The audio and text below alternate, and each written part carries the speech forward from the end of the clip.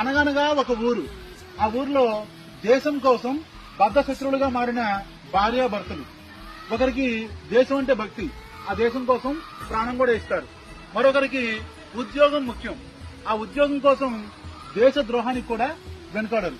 అసలు ఏంటి ఈ భార్యాభర్తల కథ అంటే 1998 జూలై హైదరాబాద్ పాత బస్తీలోని ఫుట్ పాత్ పై పళ్ళు పూలు అమ్ముకునే ఒక వృద్ధురాలికి ఆరోగ్యం బాగోలేక ఆమె అక్కడే పడిపోతే చుట్టుపక్కల వాళ్ళు ఆమెను ఉస్మానియా హాస్పిటల్లో చేర్పించగా చేతిలో చిల్లి గవ్వ కూడా లేకపోవడంతో ఆమె చాలా దారుణమైన పరిస్థితుల్లో చనిపోవాల్సి వచ్చింది. హాస్పిటల్లోని అధికారులు ఆ వృద్ధురాలి యొక్క మృతదేహాన్ని ఆమెకు అప్పగించడానికి ఆమె ఉంటున్న పూరి గుడిసెలోకి వెళ్ళినప్పుడు ఆ గుడిసెలో ఒక పాత ట్రంకు పెట్టే కనిపించింది.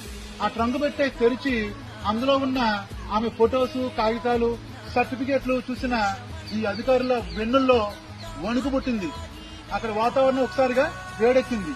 దేశం మొత్తం కూడా ఆమెకు సెల్యూట్ చేసింది. ఆమె ఎవరు అంటే స్వయంగా ఆజాద్ హింద్ ఫౌజ్ దళపతి నేతాజీ సుభాష్ చంద్రబోస్ యొక్క రక్షణ బాధ్యతల్ని అప్పగించిన, దేశం కోసం తాను నమ్ముకున్న సిద్ధాంతం కోసం బ్రిటిష్ వారికి అమ్ముడుపోయి దేశానికి ద్రోహం చేయాలనుకున్న తన భర్తను సైతం కత్తితో పొడిచి చంపేసిన ఉత్తరప్రదేశ్ చెందిన మహావీర్ లక్ష్మీదేవుల యొక్క మొదటి సంతానం, మన దేశ మొదటి మహిళా గూఢాచారి, first women spy in India, Neera Arya. నీరా ఆర్య 8 ఏళ్ల వయసులో అమ్మానాన్నను కోల్పోయింది. కలకత్తాకు చెందిన ఒక పెద్ద వ్యాపారి నీరా ఆర్య గారిని దత్తత తీసుకుని చాలా బాగా చదివించాడు. ఆమెకు చిన్నప్పటి నుంచి కూడా దేశం అంటే ఎనలేని భక్తి. నేతాజీ సారథ్యం వహిస్తున్న ఆజాద్ హింద్ ఫౌజ్ గురించి తెలియగానే సింగపూర్ వెళ్లి అక్కడ ఝాన్సీ రెజిమెంట్ లో చేరింది. అక్కడ నీరా ఆర్య గారి యొక్క ప్రతిభను చూసి ఆశ్చర్యపోయిన ఆజాద్ హింద్ ఫౌజ్ అధికారులు ఆమెకు స్వయంగా నేతాజీ సుభాష్ చంద్రబోస్ యొక్క రక్షణ చర్యల్ని అప్పగించారు.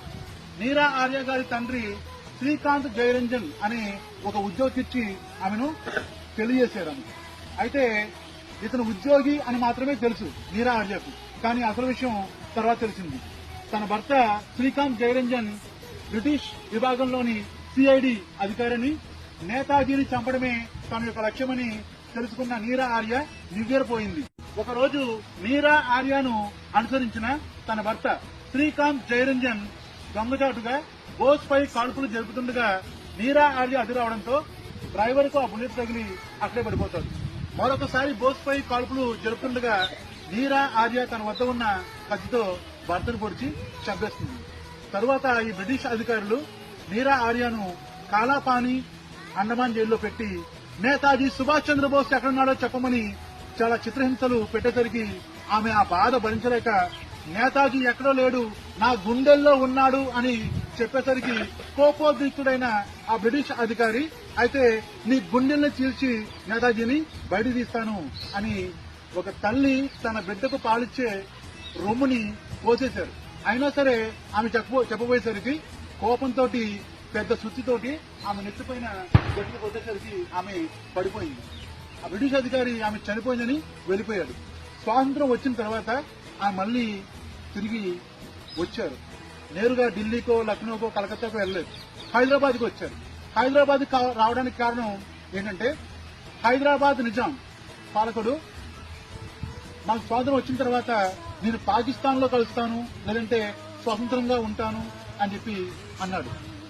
ఆ సమయంలోనే రంగంలోకి దిగాడు మన బార్డోలి వీరుడు, ఉక్కు మనిషి సర్దార్ వల్లభాయ్ పటేల్.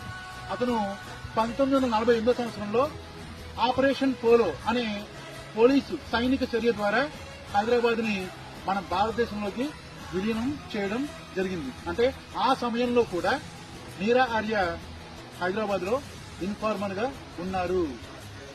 అక్కడ తర్వాత చార్మినార్ ఆ ఫుట్పాత్ పై పళ్ళు పూలు అమ్ముకుని వాటితో వచ్చిన డబ్బుతోటి ఆ పూరి గుడిసెలో చాలా మంది విద్యార్థులకు పాఠాలు చెప్తూ దేశభక్తిని పెంపొందించారు. ఇది మన నీరా ఆర్య గారి యొక్క కన్నీటి గాథ, కన్నీటి చరిత్ర. చరిత్రలో మిగిలిపోవాల్సిన వాళ్ళు కనుమరుగైపోయారు. జోహార్ నీరా ఆర్య, జోహార్ నీరా ఆర్య